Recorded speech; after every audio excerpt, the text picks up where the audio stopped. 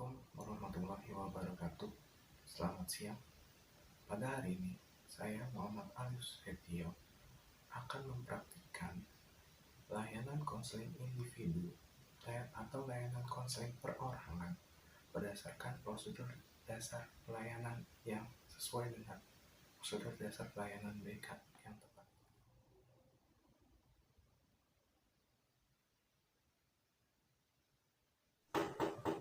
Ya, silakan duduk. Selamat pagi, Pak. Selamat pagi. Kalau boleh tahu, nama adik siapa ya? Nama saya Arsy Retnetias. Kenalkan, nama saya Muhammad Alif. Adik Arsy, apa kabar? Baik banget. Lalu, gimana tadi perjalanan ke sini? Lancar? Sedikit macet karena emang Jakarta tempatnya macet. Sebelumnya, apa Arsy pernah ikut kegiatan konseling? Nggak pernah. Apakah Arsy pernah tahu apa itu konseling? Nggak tahu. Nah, kalau begitu, saya akan menjelaskan sedikit tentang konseling. Konseling itu seperti kita ini, Arsy sebagai konseling. Nah, Arsy itu nanti akan menceritakan apa yang Arsy pengen ceritakan, dan saya sebagai konselor akan membantu Arsy menyelesaikan masalah yang Arsy ceritakan tadi. Jadi nanti Arsy menceritakan secara terbuka apa saja permasalahan yang sedang Arsy alami, dan saya akan membantu untuk menyelesaikannya.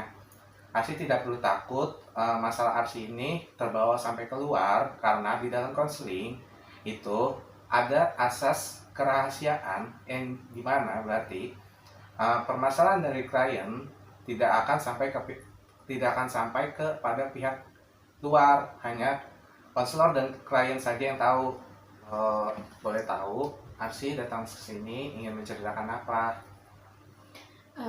Entahlah, Pak, saya sangat bingung dan sedih. Saya paham dengan apa yang kamu rasakan. Namun, apakah perasaan yang mengganggu dan tidak enak itu bisa kita bicarakan bersama? Saya pikir juga begitu sih, Pak. Bisakah Arsy menjelaskan? Baik, saya akan menceritakannya, tapi saya mohon jangan kasih siapa-siapa karena ini masalah pribadi saya. Kalau begitu, saya ingin mendengarkan apa yang Arsy pengen ceritakan. Jadi, seperti yang di awal tadi, Arsy tidak perlu takut masalahnya akan sampai ke pihak luar, karena saya akan menjaga rahasia Arsy seperti yang ada dalam asas-asas dalam konseling. Gini, Pak, saya tuh suka agak percaya diri kalau misalnya tampil di depan kelas, apalagi pas presentasi. Lalu bagaimana? Setiap saya tampil di kelas tuh, saya tuh kayak merasa gugup gitu loh, gemeteran dan keringet dingin. Itu selalu banget saya rasain kalau misalnya saya tuh lagi presentasi depan kelas. Lalu bisakah Arsy menjelaskan lebih jauh tentang perasaan tidak percaya diri ini yang Arsy rasakan sekarang ini?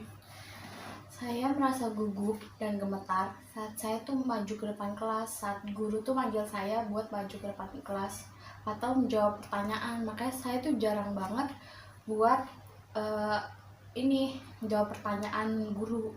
Karena tuh saya takut aja. Bisakah Arsy mencontohkan gimana saat Arsy tampil di depan kelas? Bisa, Pak. Kalau begitu, saya akan mengambil alat peraga berupa buku agar Arsy bisa menjelaskannya.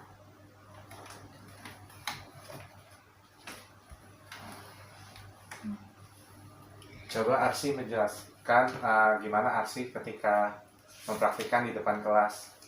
Misalnya kan saya lagi duduk nih, so guru saya manggil saya harus jawab pertanyaan dia. Misalnya pertanyaannya mewujudkan diri sendiri, saya sambil gemeteran gitu loh. Terus itu saya lanjut baca lagi, saya sambil gemeteran sambil keringet dingin gitu. Selanjutnya, ketika Arsy merasa tidak percaya diri tersebut, yang Arsy lakukan itu apa? Biasanya tuh saya hanya diam karena saya malu sama takut dengan teman-teman. Apakah yang Arsy lakukan itu membuat Arsy nyaman dan Arsy membuat Arsy tenang melakukannya? Tidak, Pak, itu membuat saya berpikir. Mungkin Arsi merasa berpikir kalau segala sesuatu itu harus dilakukan secara sempurna. Apakah demikian? Iya benar sekali, saya harus mengerjakan sesuatu secara sempurna. Mungkin Arsi berpikir begitu karena Arsi berpikir setiap segala kerjaan itu harus diselesaikan secara sempurna. Ya Pak, saya orangnya memang seperti itu, saya harus mengerjakan sesuatu dengan sempurna. Walaupun susah bagi saya untuk mengerjakan itu, mungkin itu juga yang membuat saya seperti ini. Bagaimana kamu bisa presentasi dan menjawab pertanyaan tidak gugup, secara tidak gugup? Ya Pak, saya juga bingung bagaimana caranya agar saya tuh bisa tampil di depan kelas. Saya terus berpikir dan bingung bagaimana caranya agar bisa pede dengan tampil di depan kelas. Ya, bagus sekali. Arsi sudah bisa memahami bagaimana Arsi bisa presentasi di depan kelas dan tidak gugup saat menjawab pertanyaan dari guru. Rasanya tuh saya ingin sekali bisa tampil di depan kelas, tapi rasanya sulit banget bagi saya untuk melakukannya. Bagus sekali Arsi. Saya sangat senang mendengarnya. Lalu, apakah Arsi mempunyai cara untuk menyelesaikan biar Arsi bisa tidak gugup lagi saat tampil di depan kelas dan menjawab pertanyaan dari guru? Saya bingung bagaimana caranya. Apa yang membuat Arsi bingung? Saya tuh takut ditertawakan oleh teman-teman ketika saya salah dalam menjawab pertanyaan, atau ketika saya salah dalam presentasi, saya takut ditertawakan. Apakah Arsi sudah berusaha dengan yang terbaik? Rasanya belum, Pak. Kalau Arsi saja merasa belum bisa melakukannya, kenapa Arsi sudah berpikiran negatif seperti itu? Harusnya Arsi mencoba dulu agar Arsi bisa menilai apa yang Arsi tampilkan sudah baik atau belum. Saya masih bingung, Pak. Tapi rasanya saya akan berusaha agar saya dapat percaya diri untuk menjawab pertanyaan dan tampil di depan kelas.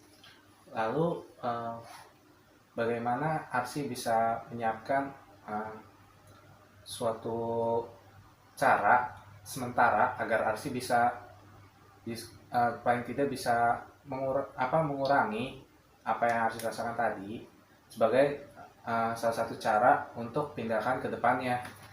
Pertama yang akan saya lakukan, saya mau belajar lebih dulu untuk presentasi agar saya tidak gugup dalam presentasinya. Yang kedua, saya akan berpenampilan rapi agar saya percaya diri akan diri saya sendiri. Yang ketiga, sebelum itu semua saya akan berdoa dulu. Mungkin itu yang akan saya lakukan nanti. Bagus, Arsi sudah tahu apa yang harus lakukan. Nah, sekarang sebelum kita mengakhiri diskusi kita kali ini, bagaimana perasaan Arsi sekarang setelah diskusi? Apa yang bisa Arsi simpulkan dari diskusi kita kali ini? Saya lega dengan apa yang saya ceritakan kepada Bapak, dan rasa ketakutan saya, rasa gemetar saya, mungkin saya akan hilang. Dan besok-besokannya saya akan melakukan apa yang udah saya inginkan agar saya bisa percaya diri kembali. Setelah kita melakukan konseling selama kurang lebih 20 menit, saya bisa simpulkan yang pertama, Arsi akan belajar terlebih dahulu sebelum Arsi berpresentasi